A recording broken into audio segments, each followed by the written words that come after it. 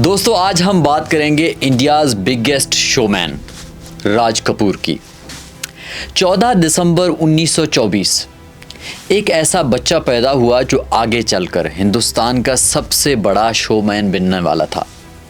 लेकिन ये कहानी सिर्फ फिल्मों की नहीं है, ये उस शख्स की कहानी है जिसने गुर्बत को शायरी बनाकर दिखाया, जिसने दुनिया को भारतीय आम आदमी या कॉमन मैन से मोहब्बत करना सिखाया और जिसकी फिल्में एट द सेम टाइम पसंद की गईं, बैन भी हुई और पूरी दुनिया में पूजी गईं। पेशावर की गलियों से लेकर क्रेमलिन के रेड कारपेट्स तक, हिंदुस्तान में कम्युनिस्ट हमदर्द कहा जाने से लेकर सोवियत रूस में कल्चरल देवता बनने तक। लेकिन तारीख की किताबें आपको एक बात नहीं बताती, आखिर सोवियत सरबराह ने खुद राज कपूर को मॉस्को क्यों बुलाया था? काबुल से काहिरा तक उसकी इस मकबूलियत का राज क्या था? और कौन सा तनाज़ा उसकी शोहरत के अरूज पर उसकी पूरी मीरास को तबाह करने वाला था? ये है रणबीर राज कपूर की कहानी। वो शख्स जिसने हिंदुस्तान को टेक्निकलर में ख्वाब देखना सिखाया, जिसने हर असूल तोड़ा और जो एक ऐसा राज छोड़ गया जो आज भी बॉलीवुड को परेशान करता है। तो चलो दोस्तों शुरू करते हैं, वहाँ चलते हैं जहाँ यह सब शुरू हुआ। पेशावर 1924। कपूर ख़ानदान कोई आम ख़ानदान नहीं था, वो थिएटर की शाही नस्ल थे। उसके वालिद पृथ्वीराज कपूर पहले ही इसी फिल्म में बड़ा नाम बन रहे थे, मगर नौजवान राज वो कोई सेफ रास्ता अख्तियार करने वालों में से नहीं था। सिर्फ 10 बरस की उम्र में वो अपनी पहली फिल्म में नजर आया।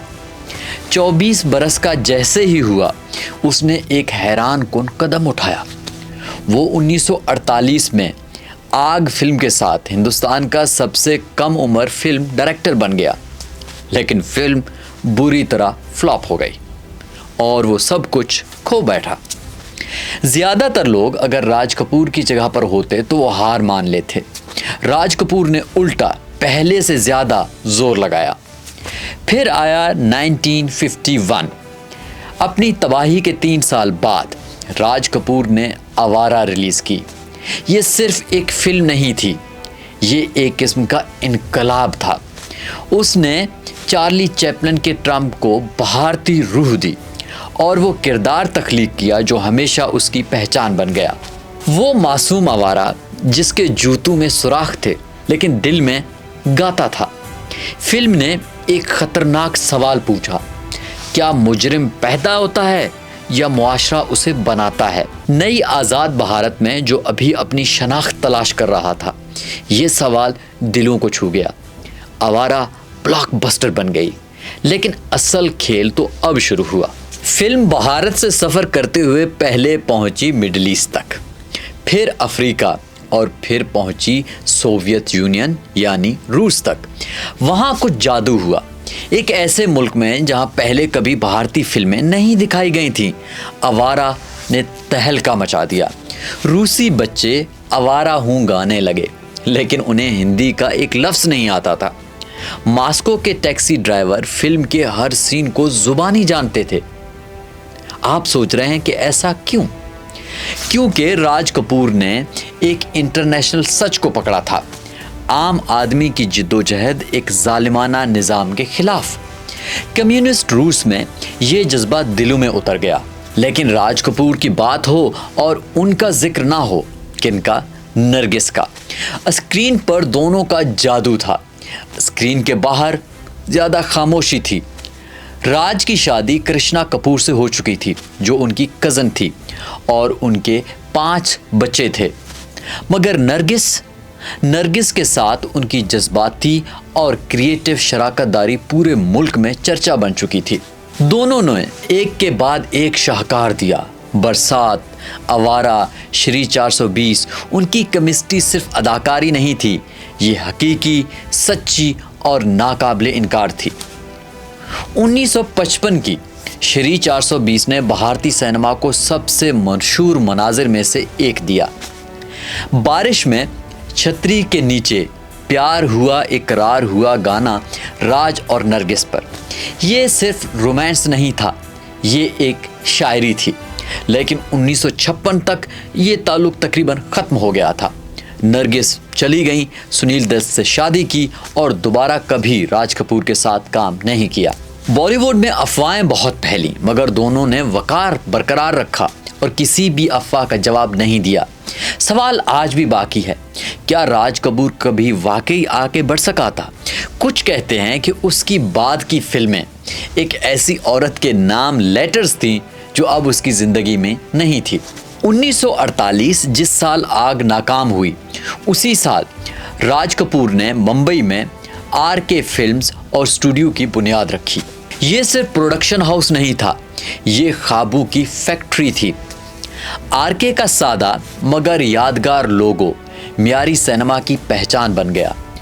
मगर राज सिर्फ भारत को फतह नहीं करना चाहता था, वो तो पूरी दुनिया को फतह करना चाहता था और आखिरकार उसने करके भी दिखाया। 1960s की दहाई तक राज कपूर पहला ओरिजिनल इंटरनेशनल भारतीय फिल्म स्टार बन चुका था। मुल्कों के सदर, वजीर आजम उनसे मिलते, उसकी नज़में, उसकी गज़लें, उसके गाने काहिरा से कराची, बगदाद से बीजिंग तक फुल हाउस चलती थी। 1964 में सोवियत प्रीमियर ने उसे ख़ुसूसी दावत देकर रूस बुलवाया। आप ज़रा इमेजिन करें, एक भारतीय फिल्मसाज को मॉस्को में एक रियासती प्रोटोकॉल मिल रहा हो, हज़ारों लोग सिर्फ उसे देखने आते थे। रूस में उससे सवाल पूछा गया कि वो रूस में इतना मकबूल क्यों है। राज कपूर ने इसका बहुत सादा जवाब दिया। उन्होंने कहा कि मैं क्रिटिक्स के लिए फिल्में नहीं बनाता, मैं फिल्में बनाता हूँ आम आदमी के लिए, और आम आदमी दुनिया के हर कोने में एक जैसा है। राज कपूर की फिल्में संगम 1964 और मेरा नाम जोकर 1970 जज्बात की पेचीदगियाँ, जदीद फिल्मोग्राफी और वक्त से आगे मौसीकी की शानदार मनाजिर लेकर आए। फिर आया 1978 सत्यम शिवम सुंदरम। ये उसकी सबसे पहली बड़ी मुतनाज़ा फिल्म बनी। असल में राज कपूर हुस्न की असल तारीफ दिखाना चाहता था। क्या खूबसूरती चेहरे में है या रूह में? उसने जीनत अमान को एक ऐसे किरदार में कास्ट किया जिसके बोल्ड मनाजिर थे, जिसने भारतीय सोसाइटी को हिला कर रख दिया। फिल्म पर फहाशी के इल्ज़ामात लगे, प्रोटेस्ट शुरू हुए, क्रिटिक्स ने हत्ता के गालियां दी, कहा गया कि राज कपूर पागल हो गया है। पाबंदी की भी मांग हुई, लेकिन राज कपूर ने अपने विजन का दिफा किया। उन्होंने कहा कि मगरिबी फिल्मों में इससे ज़्यादा दिखाया जाता है और इसकी फिल्म का असल मकसद तो रूहानी पैगाम है। ये तनाज़ा चलता रहा, लेकिन फिल्म हिट हो गई। मगर इस फिल्म की वजह से राज कपूर की छवि को नुकसान पहुंच चुका था। पहले वाला शोमैन अब तकसीम हो चुका था। कुछ लोग उसे बहुत पसंद करते थे और कुछ ज़्यादा लोग उसको नापसंद भी करते थे। उसके बाद की फिल्में प्रेम रोग 1982 और राम तेरी गंगा मैली 1985 सभी मुआशरती मसाइल पर थीं, जैसे बेवा की शादी और देही इस्तासाल जो विलेजेस में होता है। लेकिन हर फिल्म के साथ तनाज़ा जुड़ा रहा। क्या राज कपूर वक्त से आगे था या शायद राज कपूर हद पार कर चुका था? ये बहस आज भी क्रिटिक्स में मौजूद है। 2 जून 1988 राज कपूर दिल्ली में दादा साहब फाल्के अवार्ड लेने गए, जो भारतीय सिनेमा का सबसे बड़ा एजाज़ है। तकरीब के दौरान उन्हें शदीद दमे का दौरा पड़ा, वो गिर पड़े। 1 माह के बाद 2 जून को शोमैन हमेशा के लिए रुखसत हो गया। वो सिर्फ 63 ईयर के थे। लेकिन आपको मालूम है कि लेजेंड्स कभी भी मरते नहीं हैं। कपूर ख़ानदान आज भी चल रहा है। उसके बेटे रणधीर, ऋषि, राजीव ने मशल आगे बढ़ाई। उसके बाद राज कपूर की पोतियां करिश्मा, करीना और पोता रणबीर सब सुपरस्टार बने। लेकिन ख़ानदान से ज़्यादा राज कपूर एक फ़लसफ़ा छोड़ गया। सिनेमा आवाम के लिए है। हर फिल्म में तफरीह, इंटरटेनमेंट, जज्बात और पैगाम होना चाहिए और हीरो हमेशा आम आदमी होना चाहिए। 2017 में RK स्टूडियोज़ आग से तबाह होने के बाद बेच दिया गया। एक अहद वाकई ख़त्म हो गया। लेकिन आज भी तेहरान से ताशकंद तक जब टीवी खोलो आवारा हूँ जैसा गाना बजता मिलेगा। रूस में राज कपूर के फिल्म को फिल्म स्कूलों में पढ़ाया जाता है और मिडल ईस्ट में उसे पहला भारतीय सुपरस्टार कहा जाता है।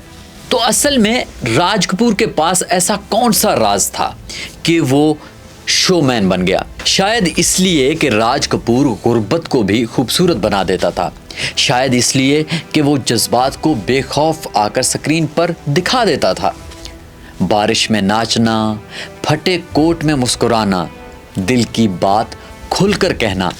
और शायद इसलिए कि वो जानता था कि हम सब चाहते हैं कि आखिर में कमज़ोर जीत सके, मोहब्बत सब पर गालिब आ सके और फटे पुराने कोट के नीचे सोने का दिल धड़कता है। राज कपूर ने हमें ख्वाब देखने की इजाज़त दी। एक सख्त दुनिया में उसने हमें वो कायनात दिखाई जहां नेकी अहम होती है, आम आदमी हीरो बनता है और एक गाना सब कुछ बदल सकता है। शोमैन चला गया, लेकिन शो जारी है। और कहीं ना कहीं शायद आसमान के बड़े सिनेमा हॉल में शायद राज कपूर अब भी डायरेक्शन दे रहा हो, वो अब भी ख्वाब देख रहा हो और शायद वो अब भी ये गाना गा रहा हो कि आवारा हूँ।